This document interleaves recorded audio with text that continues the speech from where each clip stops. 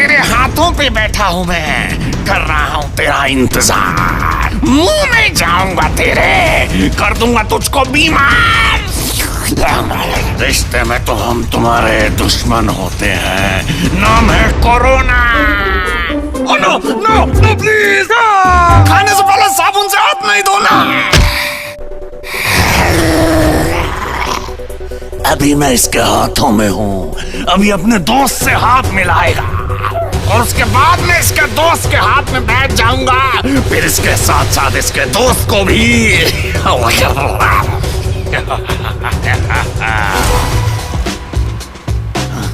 अरे ये क्या हो रहा है? नमस्ते नहीं करनी थी, हाथ मिलाना था।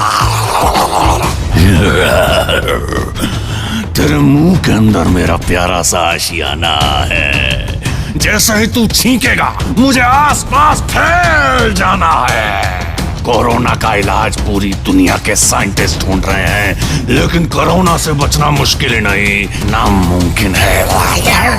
अरे ये क्या, इन्होंने तो मास्क लगा लिए और दूर दूर से बात कर रहे हैं।